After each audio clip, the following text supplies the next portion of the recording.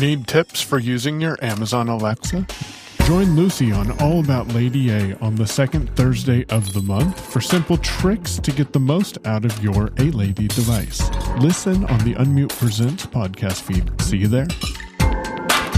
Oh yeah, did I mention? You can also check out unmute.show for all past episodes and to get more information about what we've got going on.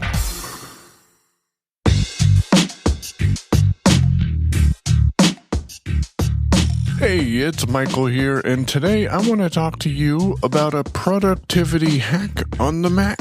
Hey, that's got a little rhyme about it. Chris and I talked about this tool on April's Mac Chat, but I want to go a little bit more in depth about how you can use it and customize it to fit your needs. So, this is LaunchBar, and LaunchBar is a utility that gives you the ability to find pretty much anything on and off your computer. Sound fun? Well, let's talk about one of its features, and then in the very near future, especially for club members, I'll be dropping a more in-depth tutorial of navigating and using LaunchBar effectively. So if you're interested in learning more about LaunchBar, check out the Mac Chat from Thursday, April 17th at unmute.show. Today, though, we're going to introduce you to Clipboard History.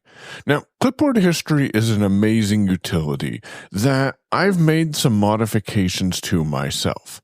However, here's how it works. If you go into the LaunchBar preferences by pressing Command Space once you have it set up, and then pressing Command comma, you'll get into the preferences, and if you find the toolbar, you'll locate the Clipboard option.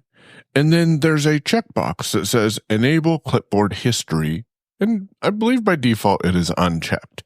Directly after that is a capacity option, which allows you to pick how long do you want your clipboard history to remain.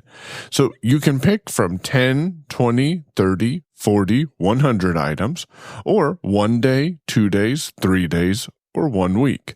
I have mine set to remember my clipboard for the last week. You can clear the history if you want from this option, and you can also ignore specific applications.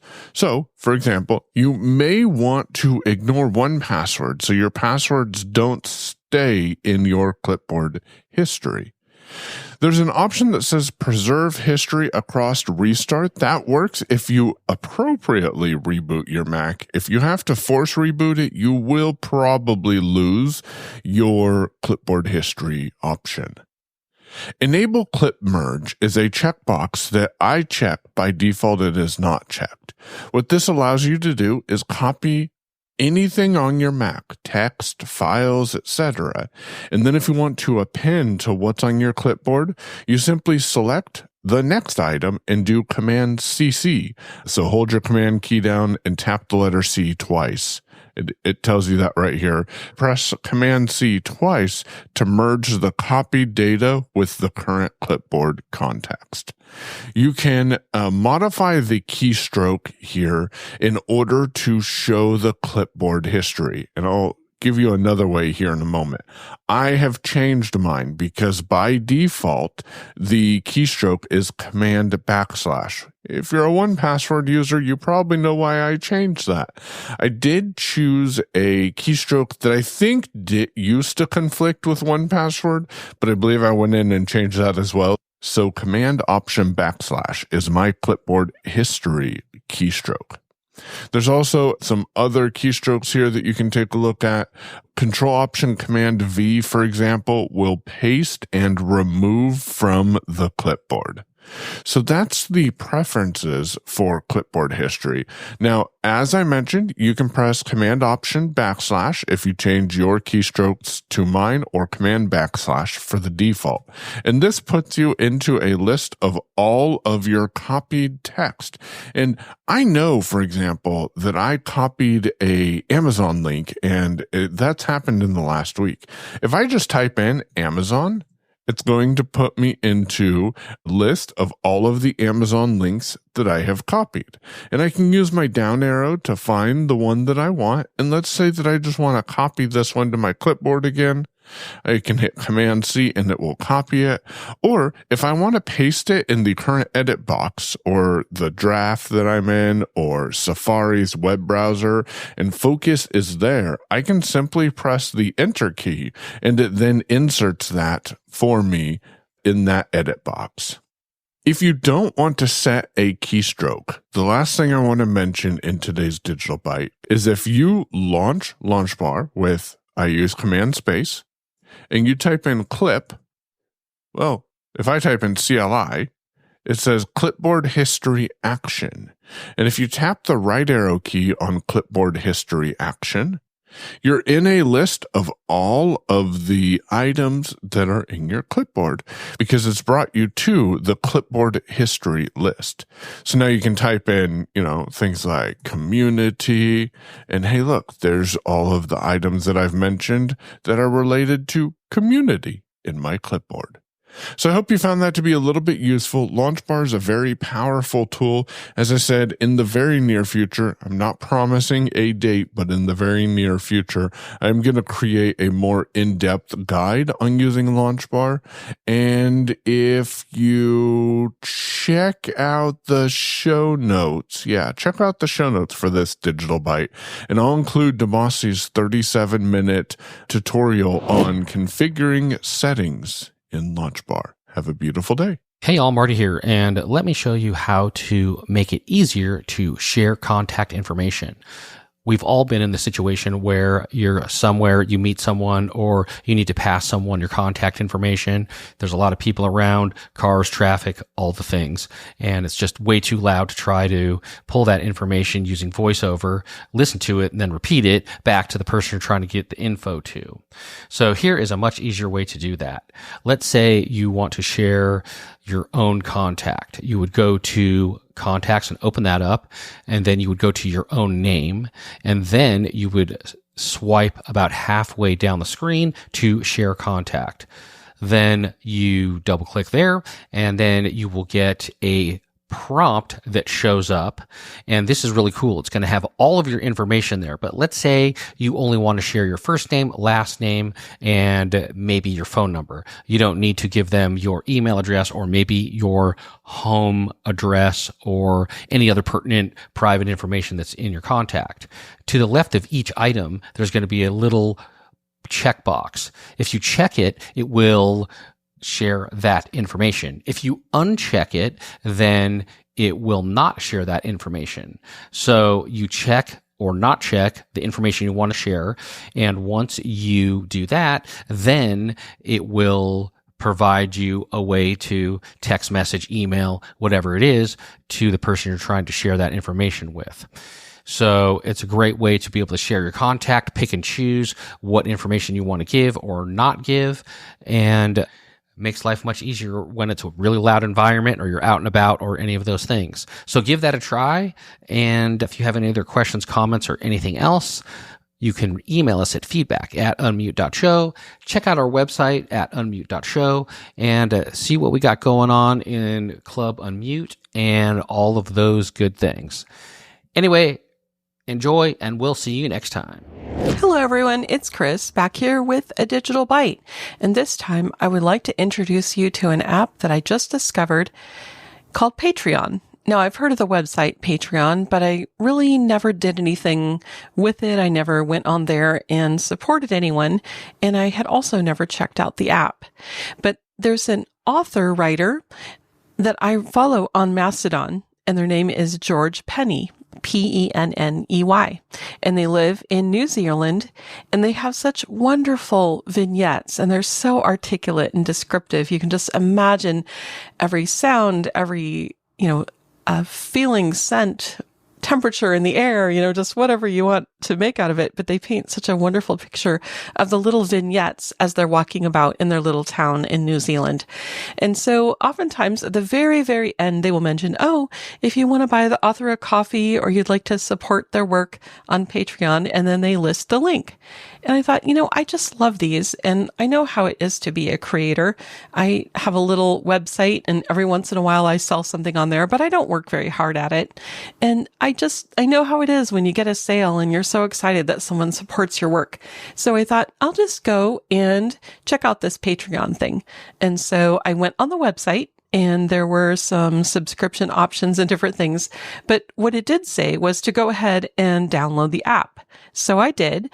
And then it asked me to sign in or sign up. And so I decided to sign in with Apple because that would be easiest. And so when I did that, I was presented with some different, as I say, subscription options. And so I chose to support the author for a year. They gave a 20% discount, and you could subscribe or support them for, $5 a month, or you could do $4 a month at a discount for a year. So I did that. And then I found that they showed up in the feed in the Patreon app, and the app is very easy to use. So I thought I would give you just a little tour and say, if you ever want to support anybody's creative work, it's a really fun place. So I have George Penny. Now, on Mastodon, it says Georgia Penny because it's all one word, but I examined it and it's actually George Penny. So I have George Penny's feed pulled up here. And on the bottom of the app here, it has my main feed. And then if I double tap on one of the posts that is one of the most recent, I was just going to let you hear how delightful this is. And then I'll just show you a few more things about the app. So here's the post by George Penny from a couple days ago. A man, 50s, wearing a suit, suspenders, with an impressively curled mustache is explaining to junior colleagues, 20s, how the game Space Invaders worked. Suddenly they're on a mission to the old school gaming arcade around the corner to play. That's one paragraph. I swipe to the right. A tiny human, too, has decided that the very big shaggy dog sleeping next to her parents' table is the perfect combination of snuggling and snoozing spot. Big shaggy dog isn't moving. Instead, she's wagging her tail against the ground to tell her humans that everything's fine. Lovely. A woman in a fluffy red jumper is sipping white wine and chatting to a friend. She says, I don't mind shopping as long as I don't have to buy anything. Who wants to shop if they have to get something? Not me. Big shaggy dog is a woman, a man, 50s, in a leather jacket and work boots is walking down the street and suddenly pauses to dead sneeze with tremendous gusto. Numerous people nearby laugh and say bless you. Meanwhile, his partner is fast-upping as he says, what's the problem? A couple, 20s, are sitting at a bench table in front of a kebab shop. Their tiny new human, Months, is sleeping in a carrier they've set on the table. And as they eat their food, they're quietly talking, resting their heads against each other sleepily. The vibe is a sweet contentment. Any typos spotted in this post are gigantic sneezing exclamation points. If spotted, please don't make them, or they'll insist you go with them to the nearest arcade where they assure you they'll kick your arse at a game they haven't played since they were a kid. How much fun is that? I lost focus for just a half a second. My finger touched something else. But as you can tell, you can swipe through each little snippet, each little vignette, and you have a paragraph. And so then below this, attachment PNG, file, all spotted posts, 2 cafe writing and roll sheet grabber, button. Then it has a little sheet grabber thing where comment, button. You can comment. 8 likes, liked, 2 comments, 2 comments. Okay, and that's the end of the screen. Up above in the upper left-hand corner, there is a share button. So you could copy the link, you could share the post, and it's really cool. So if I go back to the main feed. 2 comments. A couple, home, back button. Going to the back button at home. George Penny, spotted one. Okay, so now we're back on my feed. So then there's a place where you can select all creators, which would be the George Penny item that I have here. And then underneath George Penny's recent posts, there are other creators who are like-minded or who are in the same genre as George Penny, creatives, story writers, that sort of thing. Or you could swipe to the next creator that you've included in your Patreon feed. And so if I George Penny, go spotted on the very ring, all creators button. There's the all creators button. Account menu button. There's my account menu. Creators list, all creators, 1 of 3, adjustable. So you hear 1 of 3. So this is one of those. Adjust value. Where I can adjust the value.